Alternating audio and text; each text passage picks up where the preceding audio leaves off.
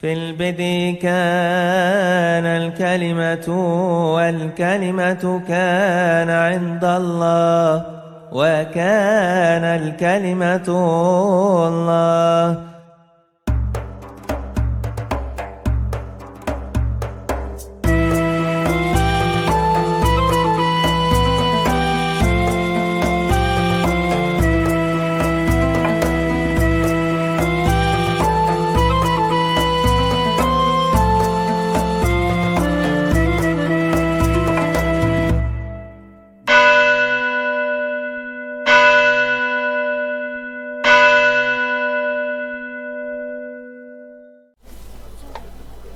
Salam.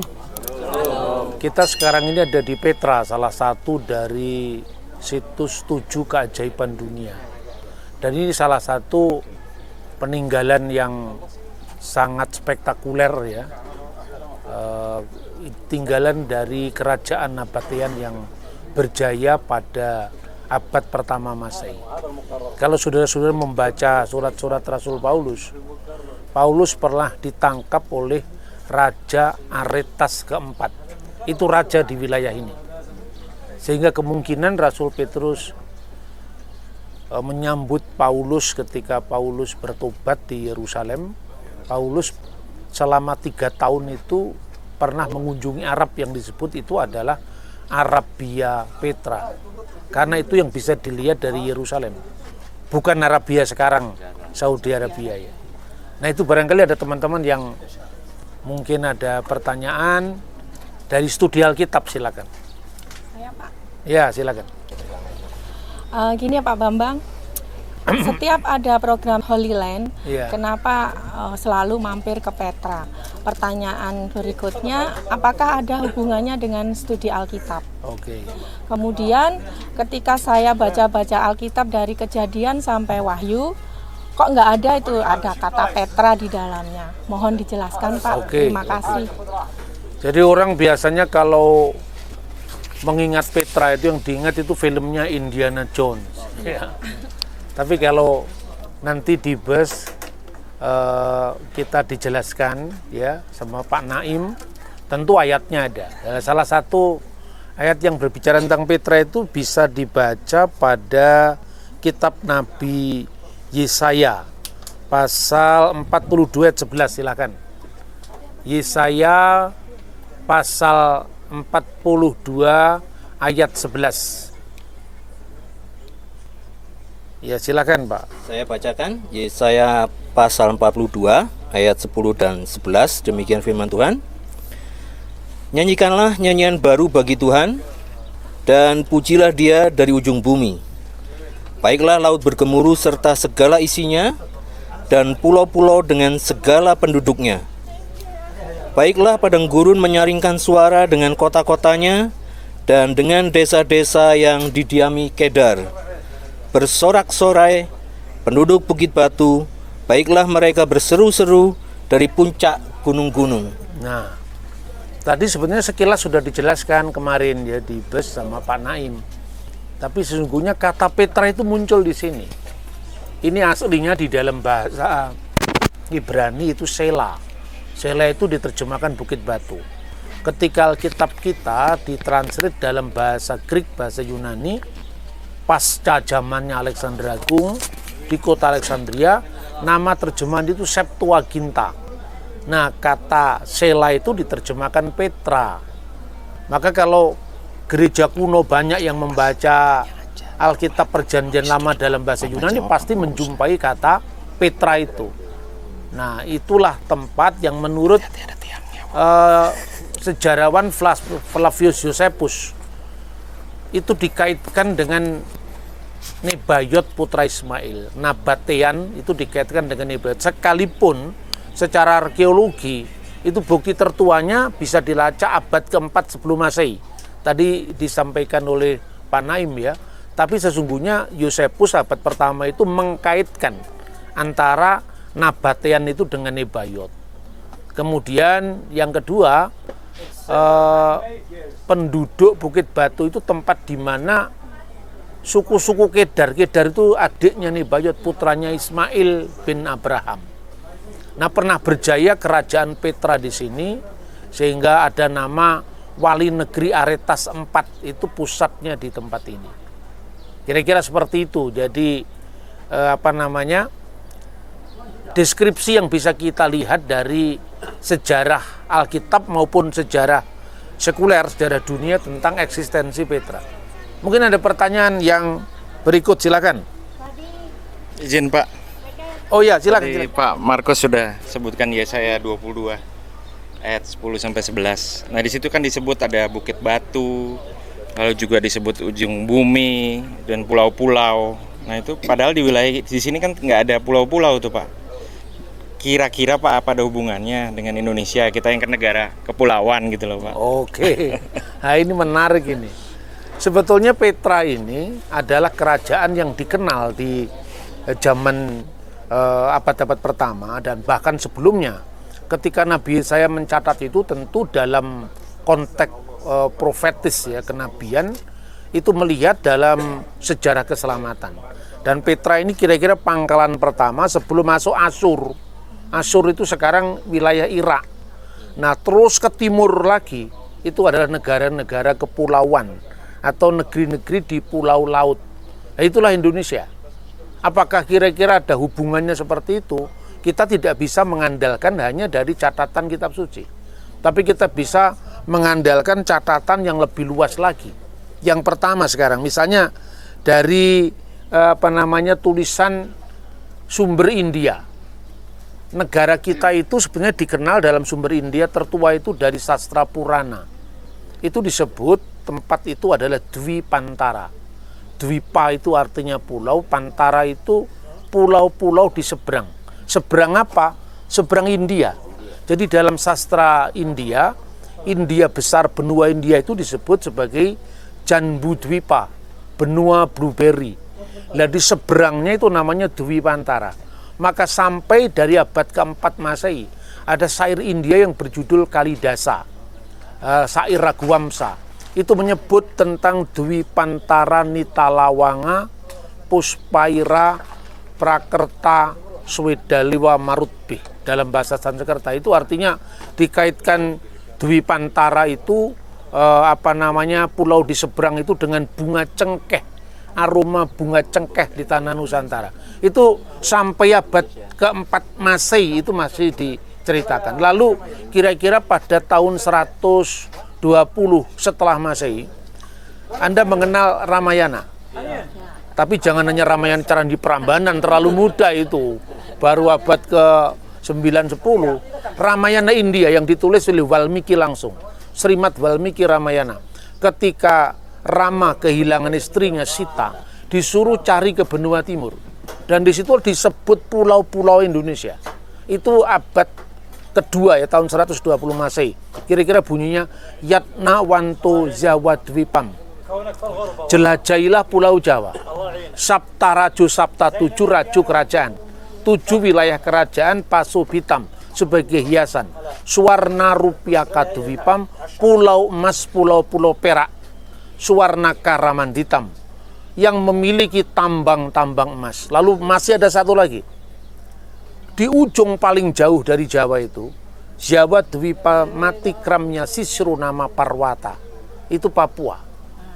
Jadi ujung paling timur yang punya gunung yang puncaknya bersalju sampai ke langit, itu Jayawijaya. Meskipun waktu itu emas belum ditambang di Papua, tapi Sumatera dikenal sebagai Suwarna Dwipa. Jadi yang disebut Sapta Dwipa itu menurut Profesor Muhammad Yamin ada satu, Jawa Dwipa, Pulau Jawa, artinya pulau padi-padian. Makanya orang Jawa yang tidak mau makan nasi itu meninggalkan Dewi Sri, termasuk saya. Maka tadi pagi saya taruh nasi sedikit aja, jumlahnya cuma 7, hanya tak terbatas. Selain itu saya makan yang lain-lain. Yang kedua itu adalah Suwarna Dwipa Pulau Sumatera, ketiga Barhina Dwipa Kalimantan Borneo, lalu Sangkat Dwipa itu Sulawesi, lalu Sangat Dwipa itu Nusa Tenggara, Bali Dwipa itu Pulau Bali, dan ujung bumi yang dikenal dengan Jawa Dwipa Matikramnya Sisru nama Parwata, ujung paling timur dari Pulau Jawa yang memiliki gunung tinggi bersalju, yaitu Jayawijaya. Jadi 7 wilayah kerajaan. Bahkan itu tercatat dalam sastra dunia ketika pernah seorang geograf dari Alexandria, Claudius Ptolemaeus, dia menulis buku Geographiki Hypagesis. Dia mencatat tentang pelabuhan yang namanya Barusai. Barusai itu Barus di Sumatera. Lalu kita mengenal lagi yang namanya Zawadiu.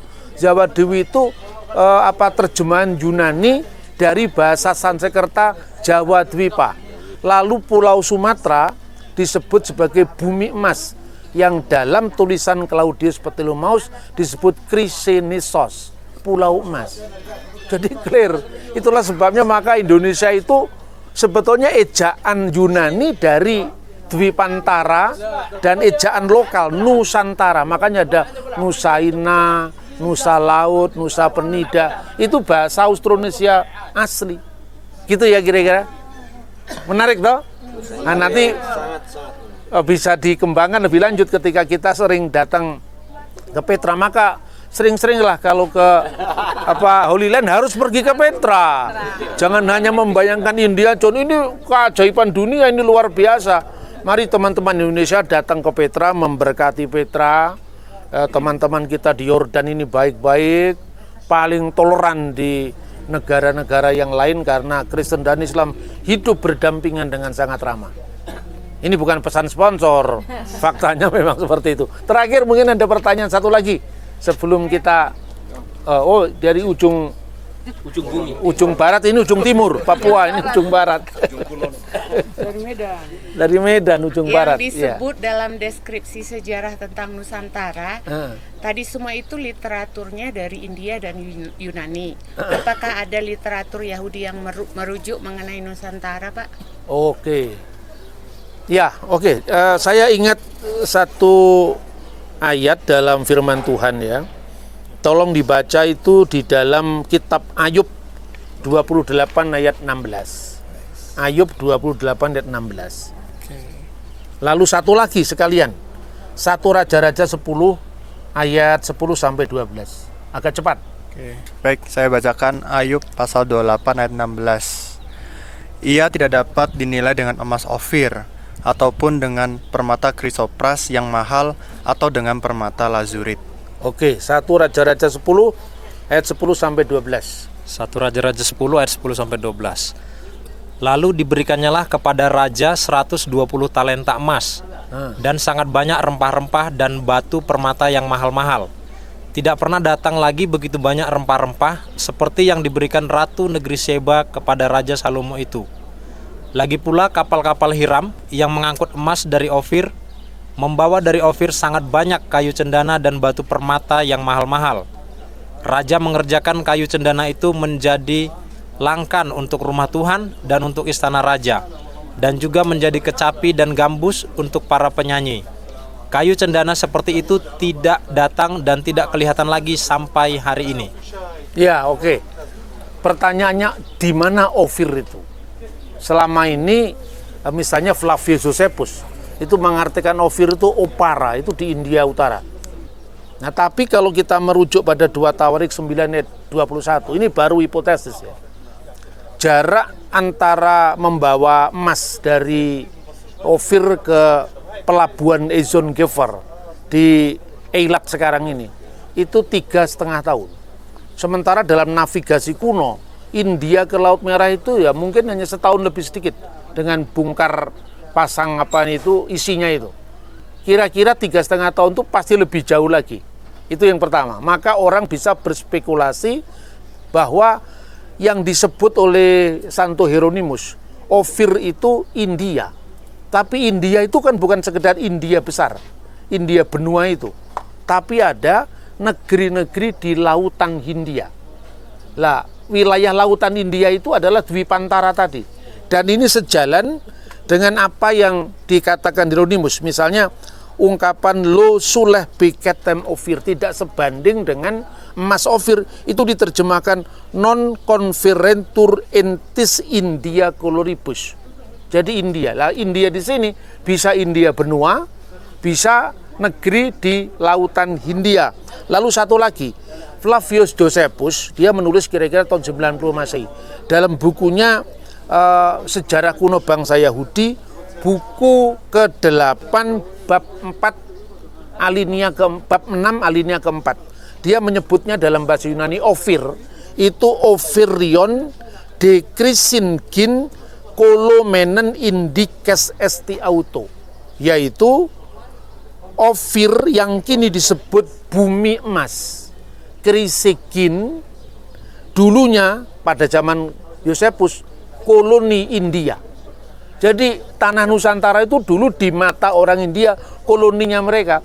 Dan ada catatan lagi berkaitan dengan teks Alkitab itu, apabila kita kaitkan misalnya catatan dari Herodotus, bagian paling timur yang di dalam Alkitab disebut ujung bumi, itu tempatnya matahari terbit. Dan kira-kira itu adalah batas dunia yang dilayari zaman purba, itu adalah bumi Papua. Maka pernah ada buku yang berjudul From Jerusalem to Irian.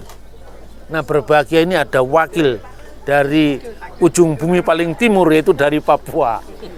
Nanti pembahasan selanjutnya, selain tulisan Josephus yang Yahudi, bisa membahas lagi. Tapi kita tentu berbangga sebagai orang Indonesia. Jangan-jangan emas yang dibawa oleh Hiram untuk melapisi Baitul Maqdis atau Bet Hamikdas itu jangan-jangan emas dari Nusantara. Kenapa? Faktanya India sendiri tidak pernah menyebut diri sebagai pulau emas. India memang dikatakan membawa emas ke tanah suci, tetapi India sendiri menyebut di manakah Swarnadwipa, itu adalah pulau Sumatera saat itu. Nah, semoga mata sejarah ini semakin menajamkan kita melintasi abad-abad, melintasi ruang waktu, karena siapa yang lupa sejarah itu sakit ingatan. Kita sebagai warisan bangsa yang besar, yang majemuk, maka kita memiliki kearifan yang namanya Bhinneka Tunggal Ika, berbeda-beda tetapi satu. Boleh berbeda tapi tidak usah didebat-debatkan dengan saling mengutuk, saling memaki. Itu bukan moralitas kita orang Indonesia. Salam dari Yordania, salam Bhinneka Tunggal Ika, berbeda-beda tetapi satu. Shalom.